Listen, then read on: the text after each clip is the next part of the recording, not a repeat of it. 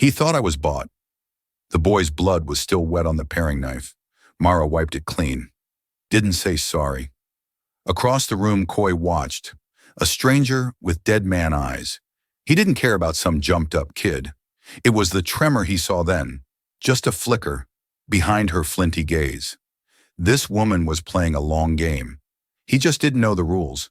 He wouldn't have to wait long. That blade? It wasn't just for farm chores. Cray sent coin for the journey, not the girl. Mara came west to escape him. Now he's coming for what he thinks is his. They have no idea how her quiet kindness will change everything. Drunkards. Anna was under 6 feet of dust. Coy had dug the grave himself with an old spade and a pickaxe whose handle cracked with every strike. He didn't want the preacher, didn't want the town women with their cold biscuits and lukewarm comfort. He wanted silence, the kind you get only after a scream. She was 29. She survived the cholera, the cattle raid, the dry year, but not the child. Coy had named their son Elijah, but the boy never drew a breath. Anna bled out with her lips parted like she meant to say something and couldn't. By midday, Coy burned the cabin down. It was Anna's wish written in that tight, slanted script on the back of an old almanac page. Burn it all. Let no one sleep in what I died inside. The fire took hold quick, greedy. Flames licked through the walls, then the rafters, then the porch where they used to drink coffee and watch for coyotes. He stood back with his hat off, eyes dry. That place had been their hope, the last acre of a life they built from scratch. He left the smoldering heap behind with his horse, a silver-bellied geeling named Fencepost. There was no plan, no kin left, no reason to go north or south, so he went west. A man with a broken heart and no map walks toward the place where the sun dies, figuring it might take him with it. 3 weeks later, Coy rode into Hollow Bend, a town tucked low along the Snakewater Creek. Dusty, lean, and crooked as a poker player's smile. He hadn't spoken more than a dozen words since the funeral. He drank when he had coin, slept in a dry bed when he could trade labor for it. The rest of the time he drifted like wind-blown ash. In Hollow Bend, something held him. Not comfort, not welcome, but something quieter. The town had a worn-out feel, like it had lost more than it remembered. A few boarded-up stores, a jail with no sheriff, a church with a preacher too fond of whiskey. He stayed at the livery, sleeping in the Hoff when the nights turned sharp. It was the 4th day when the bride arrived. She came with no escort, no luggage, no name, just a blue calico dress and a blank stare. Her hair was plaited tight against her scalp, dark as creek mud. Her eyes were the kind that watched everything but gave nothing back. The stage driver said she was meant for someone, a fellow by the name of Harris or Harlan. He couldn't remember which, and that she'd come all the way from Nebraska territory. No one came to claim her. She stood beside her trunk on the edge of the dusty street like something misplaced. A package dropped on the wrong porch. The saloon girls whispered. The blacksmith's wife crossed herself. The preacher never came down from the hill. Coy watched from the bench outside the store, a jar of molasses between his boots. He hadn't shaved in a week. His coat was threadbare, and his hat held more sweat than shade. But when her eyes flicked up and met his, something caught in his chest. She wasn't beautiful, not in the way Anna had been, but she was there like she hadn't decided yet if she belonged to this world or the next. And something in Coy Hollow and Howling recognized that. He didn't rise, just tipped his hat. She didn't smile, didn't frown, just walked over slow like her boots weighed more than they should. "Your man didn't come," he said. His voice sounded strange in his own ears, like a fiddle out of tune. She looked past him. "No." "Got a name?" "I do." He waited. She didn't offer it. Coy squinted against the sun. "Don't reckon I've got much to offer. No land, no house, not even a full dollar in my pocket. But I know what it is to be left behind." "I wasn't left," she said. "I was sent." He looked at her again harder. She didn't blink, didn't flinch. Coy didn't know whether to pity her or follow her straight into whatever sorrow she carried, but the part of him that had died with Anna stirred like ash catching wind. "Name's Kai Ransom," he said, standing. "I buried my wife 3 weeks past, burned the house, Sold the cattle. Got no kin, no plan. But I'm not mean. I don't drink more than the sadness calls for, and I don't raise a hand to what don't raise one to me. She studied him like she was weighing out beans. You asking? I'm saying. She nodded once. They married before nightfall. The preacher sobered up long enough to mutter through the vows. No music, no rings, just Coy's hand wrapped around hers, and the dusk pressing in like judgment. Her name, she told him at the altar, was Mara. She didn't say if it was her Christian name or one she picked for herself. After they ate cold biscuits and tinned peaches in the livery, sitting cross-legged in the straw, fence posts shifted in the stall. Coy unrolled a blanket, spread it out. Mara lay down beside him without a word. He didn't touch her, didn't ask where she'd come from or what name she'd had before the one she gave. He lay awake most of the night, watching shadows crawl along the roof beams and listening to her breathe. In the hours before dawn, she turned to him. I can't give you children, she said. Coy closed his eyes. Then we won't plant none. A long silence settled between them. She whispered, You should have picked someone easier. I didn't pick, he said. I answered, and for the first time in weeks, he slept. Mara never cried. Not the nights after, not when the rains came and soaked through the livery roof, turning straw to mildew. Coy watched for it, some crack, some grief rising to the surface, but she held herself tighter than bark to a dead tree. She kept her silence close, woke before dawn, washed at the pump out back with a rag and cold water, spoke only when needed. Coy didn't press. A man who has buried a wife knows better than to dig at ghosts still walking. By the end of the first week, she had cleaned the corner of the loft where they slept, swept it with a borrowed broom, laid out a patchwork quilt she pulled from her trunk. She stitched a tear in Coy's coat without being asked, her needle fast and quiet. She cooked what little they had, beans mostly, or salt pork and cornbread scraps. Her hands never lingered. Her eyes never wandered. In town, they were a curiosity. Girls touched, said Mrs. Greavy, owner of the dry goods. Could be whispered the barkeep to the deputy. Run from something. Looks like she killed a man and forgot to bury him, laughed one of the Devers. Coy heard it all. He didn't answer. Didn't know Hollow bend a damn thing. He'd ridden farther from worse. Then came the knife. It happened on a Thursday, just past sundown. Coy was out back splitting logs behind the cooper's shop for a few coins and supper, his shoulders slick with sweat. When he came back to the loft, he found the trap door open and one of the stock boys bleeding from the ear, crawling down the ladder like a busted dog. Mara stood above him, her skirt torn at the hem, a paring knife in her hand. The blade glinted wet. Coy didn't ask. He didn't need to. He dragged the boy by the collar, dumped him into the street in front of the store, and told the crowd that gathered, He won't be walking upright for a spell. You want more details? I'll carve him into your rib cage. No one spoke after that. Back in the loft, Mara sat with her hands in her lap. The knife rested beside her, wiped clean on a rag. You all right? He asked. She nodded. Did I touch you? She shook her head, tried, didn't get far. Coy squatted in front of her, took her wrist gently. Her pulse thumped fast and hard. He said nothing else, just sat with her as the night deepened. Fence post nickered below. Mara finally spoke. He thought I was bought. Coy looked at her. You ain't. I know. He watched her face shift, some shudder lifting for half a breath. Not trust, but something near it. She stared at the floorboards as though reading a past that wouldn't let itself be forgotten. I was promised to a man named Cray, she said.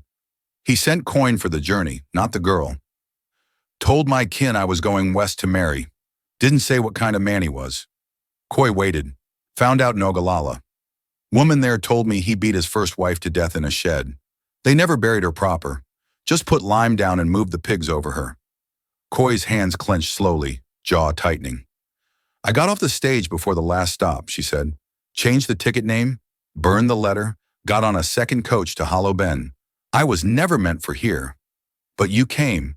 She looked at him, and in her eyes he saw something raw. Not weakness, a wound with teeth. I'd rather be no one's bride, she said, than his widow. Coy stood and crossed the loft. He reached into the saddlebag by his bedroll, pulled out a tin badge wrapped in old cloth. He tossed it on the floor beside her. It clinked. "What's that?" was Sheriff once. He said back in New Sandra, before the cattle wars, before Anna. "You left it behind. I laid it down." "Why?" He met her gaze because justice got heavy and revenge got too easy. Mara looked down at the badge.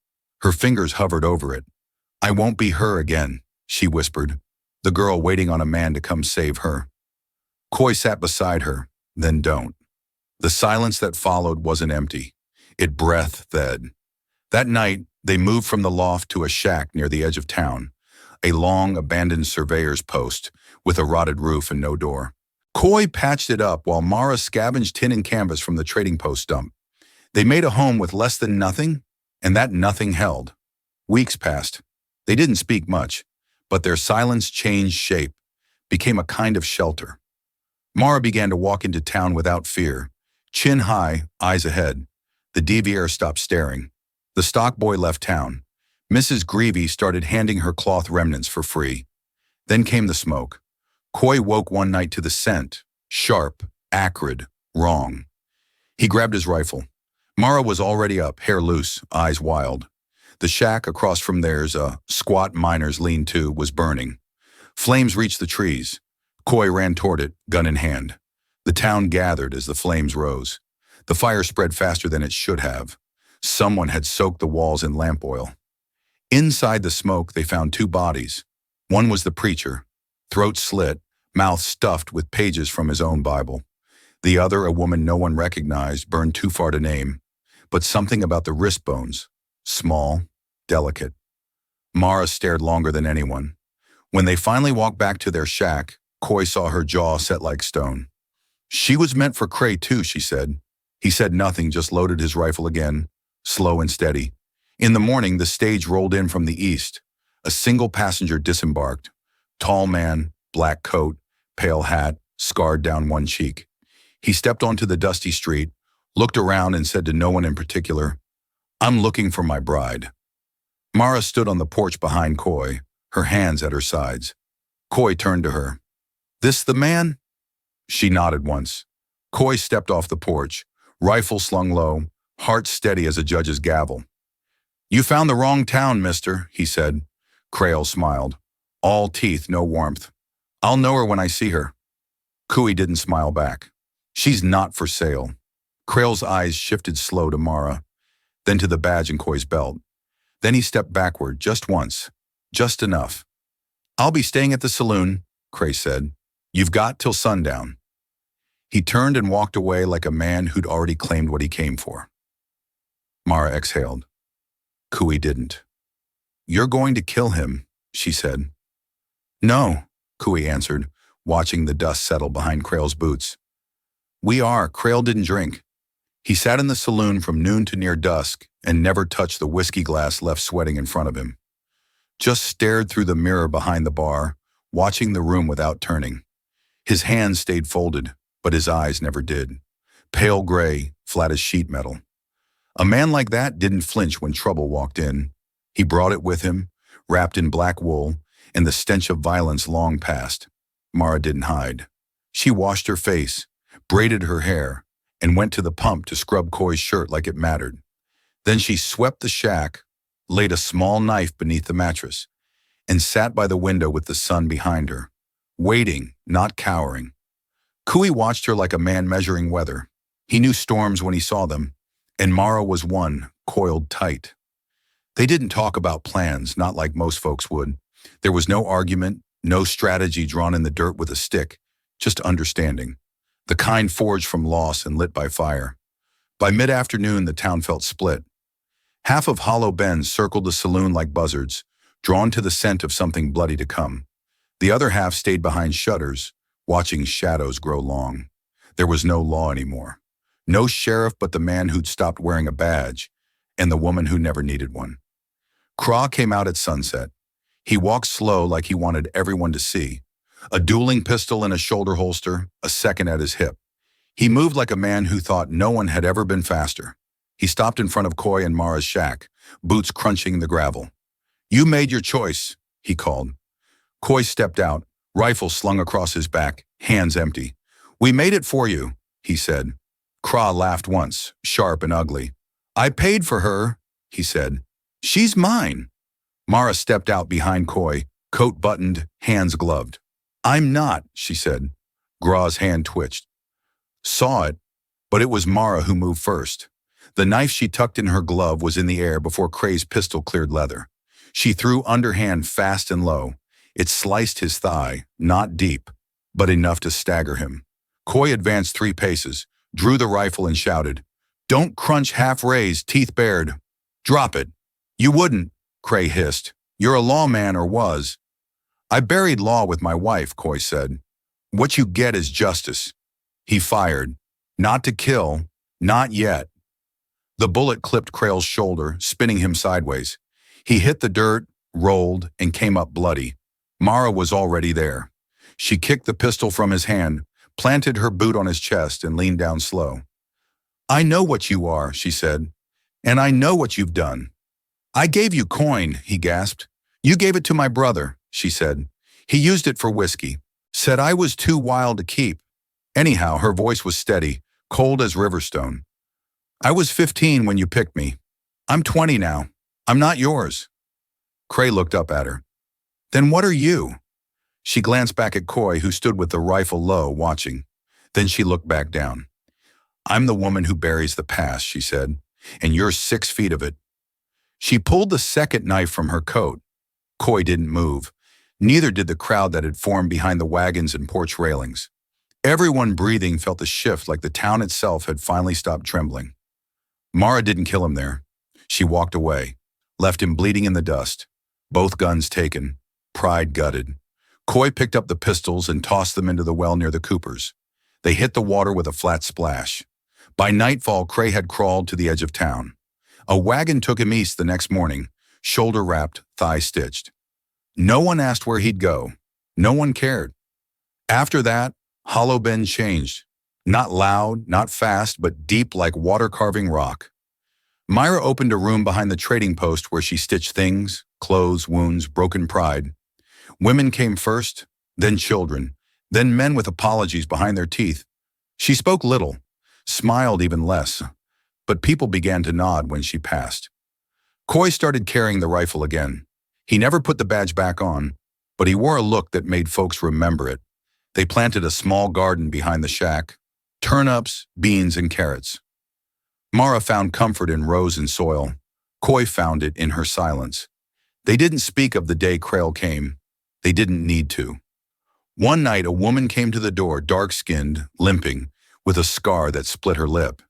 She didn't give her name, just looked at Mara with wide eyes and said, I heard you don't send women back. Mara opened the door, then watched from the porch, and the quiet between them grew into something new. Not love, not yet, but something shaped like it. Spring dragged its heels through Hollow Bend that year.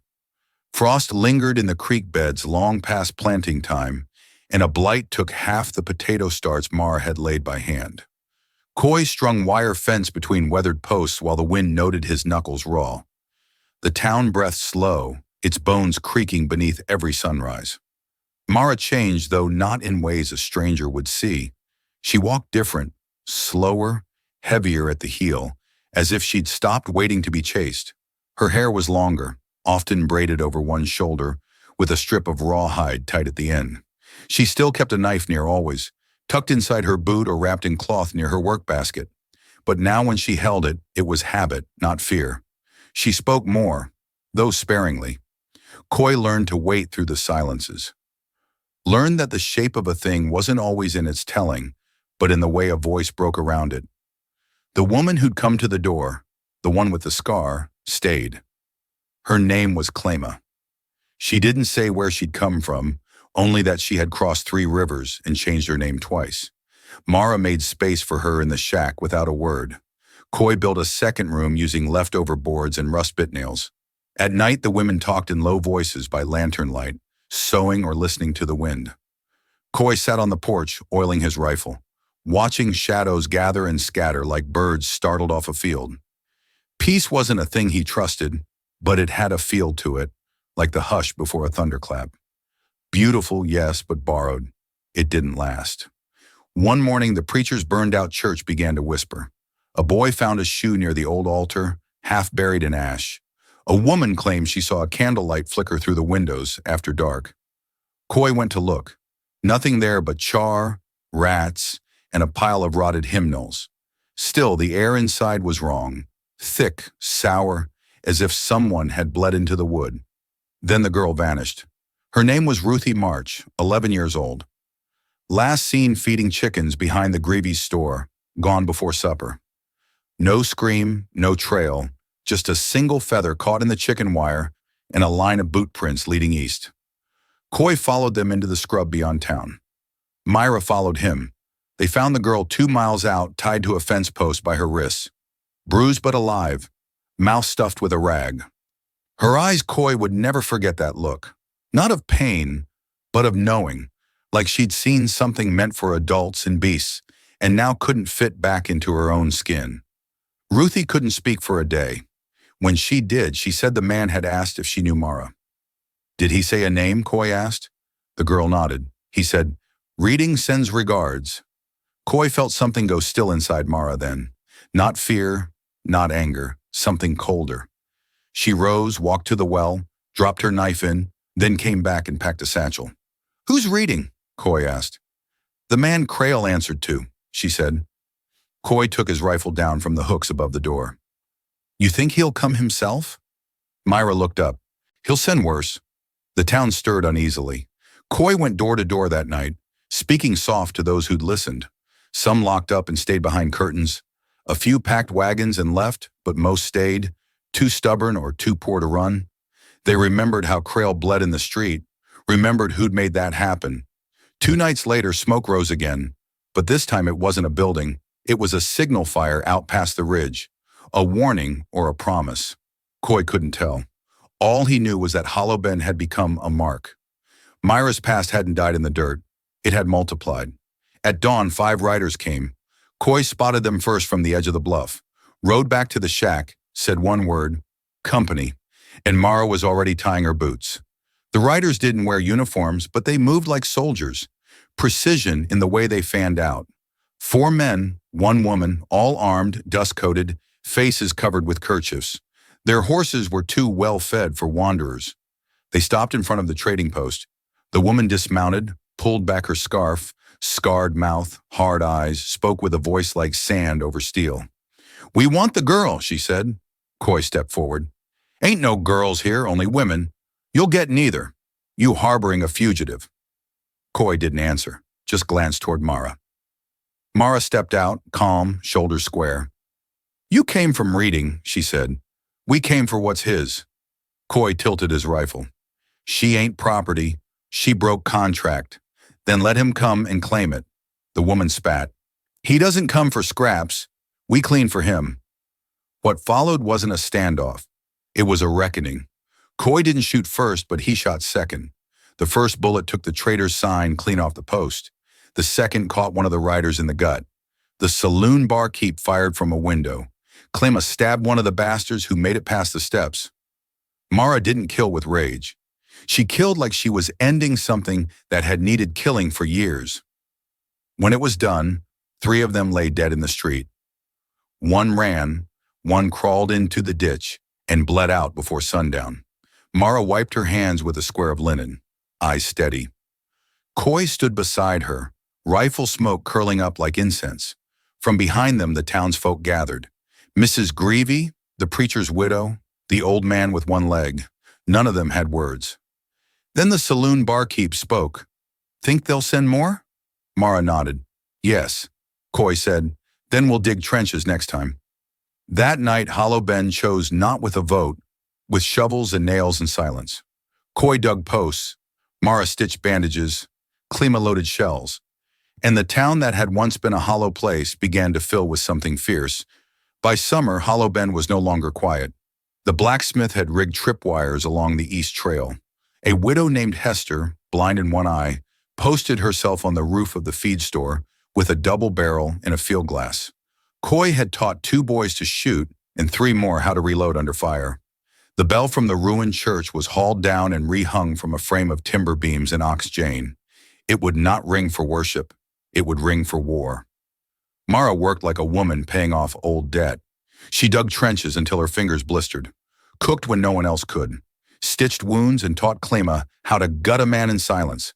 When she wasn't working, she stood at the edge of the bluff, coat whipping in the wind, watching the trail, always waiting. Coy wanted to ask her what reading had done, but some truths earned silence, not speech.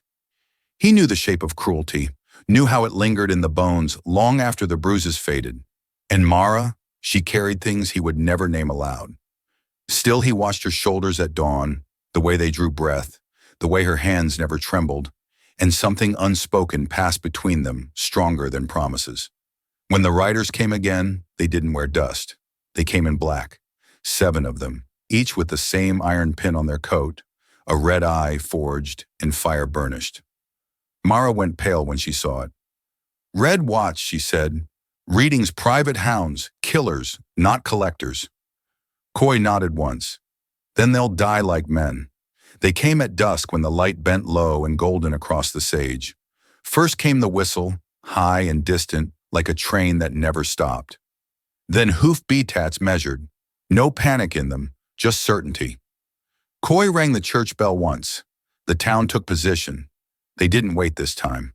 There were no warnings, no negotiations, just gunfire. The first shot tore through the Greavy's sign. The second shattered the Cooper's window. Coy fired from the back of the feed store, dropped a rider clean off his horse. Mara and Klima moved through the alleys, blades drawn. The town fought not like settlers, but like survivors who'd run out of places to run. Mara didn't aim for limbs. She went for throats, arteries, soft places between ribs. She moved without hesitation, a blade in each hand, silent as death. Coy took a bullet through the shoulder but stayed upright. Killed 2 more before the bleeding made his vision blur. The last man standing was the one who didn't fire. He walked slowly, dressed finer than the others, a long coat brushing the tops of his boots, gray hair tied back, gloves black as soot. He stopped in the square. "Reading." Myra stepped forward. Her boots dragged blood across the dust. "Didn't think you'd come," she said. "I come when something needs ending," Reading replied. "You ended me years ago." He smiled. "Then what are you now?" She pulled the knife from her boot. "Justice," she said without a badge, without a god. She charged. Coy shouted, tried to rise, but the blood held him down. Reading moved fast, pulled a thin dueling pistol from his coat, fired once. It missed. Mara was faster. She ducked the shot, rolled, came up behind him, drove the knife through his back between the shoulder blades deep enough to kiss the spine. He turned, staggered, mouth full of blood. "You're just a girl," he rasped. "I was," she said. Then she slit his throat. The sound that followed was not cheering, not relief. It was silence, not hollow, full of everything they'd lost and everything they'd fought to keep. Coy found her after, kneeling, breathing hard, her hands shaking, finally the blades slick in her palm. He knelt beside her, touched her shoulder. "You done?" he asked. She nodded once. That night they buried the bodies in the canyon behind the ridge. No crosses, no prayers, just stones piled high enough to keep the coyotes out. Coy lit a torch and set the last of Reading's coat to flame. Myra watched until nothing was left but smoke. They didn't go back to the shack. They didn't go anywhere. They stood in the dark with the wind in their coats and the world behind them, and something new in the space where vengeance used to live. "Will it come again?" Coy asked. Mara didn't answer for a long while. "Then if it does, it'll find me ready." He turned to her. "You're not the girl they sent," he said. "You're the one who came back." She looked at him. "I know." They held hands not out of affection, but recognition. 2 ravenants, 2 graves they'd climbed out of. And though love was still far off, maybe not their kind at all, they'd built something stronger between them. A reckoning, a home, not for the weak, not for the pure, but for the ones who survived what should have ended them. The ones who married before nightfall, not for romance, but for rebirth, and made something righteous out of ruin.